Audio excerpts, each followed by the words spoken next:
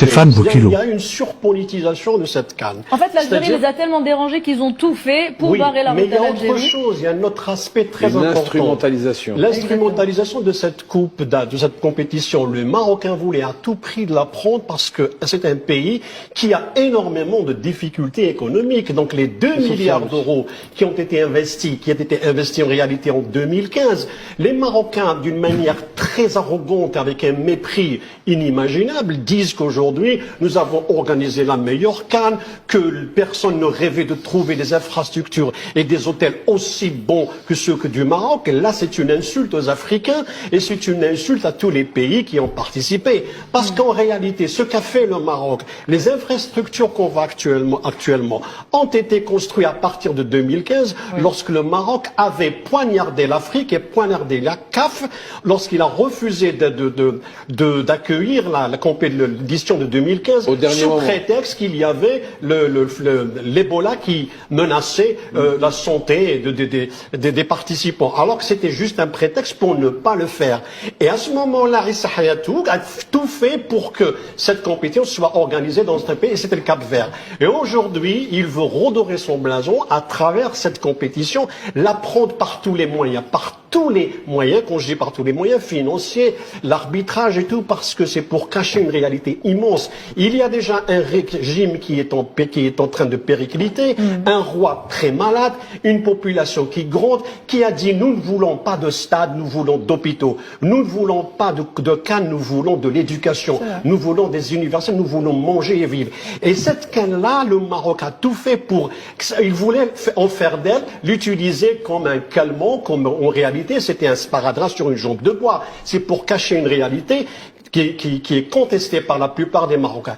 Et cet échec qui a eu lieu hier va justement donner l'occasion aux Marocains de se réveiller et de dire que nous avons été floués pendant un mois, on a essayé de nous donner une pilule qui n'a pas fonctionné. C'est cette réalité qu'il faut revoir. C'est bien de parler, je respecte le spécialiste qui est Mohamed Betchin, Tabti qui est aussi et Tabti qui est un ancien qui est dans le cadre sportif et qui est un homme des jeux d'échecs, qui est excellent, que j'ai connu personnellement. Donc nous sommes, c'est vrai, dans l'esprit sportif, mais il y a cet aspect politique. Et c'est les Marocains qui l'ont politisé, c'est pas nous. Il y avait même des sifflets contre l'hymne égyptien. Pourtant, les Marocains n'ont pas joué contre les Égyptiens. On a sifflé l'hymne national algérien. On a fait en sorte à ce que tous les compétitions, tous les matchs de l'Algérie soient chahutés. Quel est le paramètre pour dire que c'est une compétition qui a été réussie ou pas? Si le public, en Côte d'Ivoire, tous les matchs étaient archi-combles.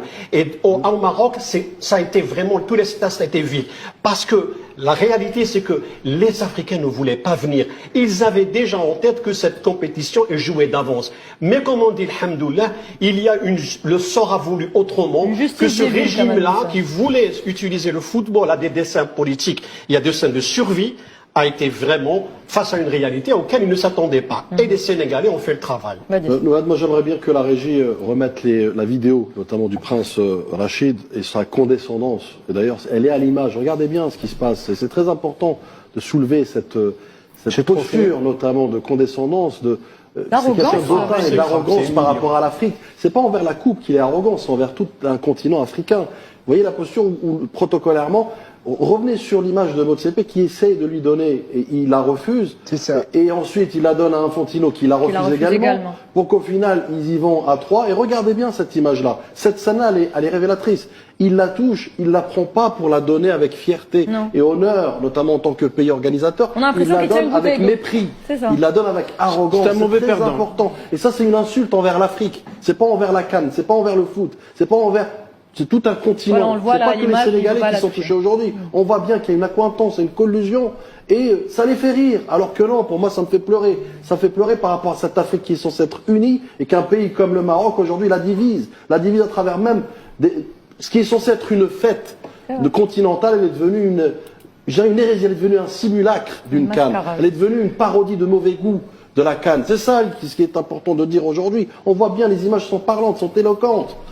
Donc on peut pas dire que la CAF n'est que l'otage d'un système qui dure depuis quelques années, notamment du Maroc, qui a tout fait pour injecter de l'argent sale, pour injecter la corruption. Qu'est-ce qu'on retient? Excuse-moi, je termine, s'il te plaît. Qu'est-ce qu'on retient aujourd'hui de cette CAN? On retient quoi? On retient triche, fourberie, brouille, magouille. C'est tout ce qu'on retient. Malheureusement, on ne retient pas l'âme. Ils ont tué l'âme de la CAN. Ils ont tué la magie de la CAN, malheureusement. Moi, ce que je retiens finalement, pardon, Kamel, je vais vous donner la parole, Kamel. Kamel, 2 minutes, Kamel Ansari. Ce que je retiens, moi, personnellement, c'est justice divine. N'est-ce pas, Maître?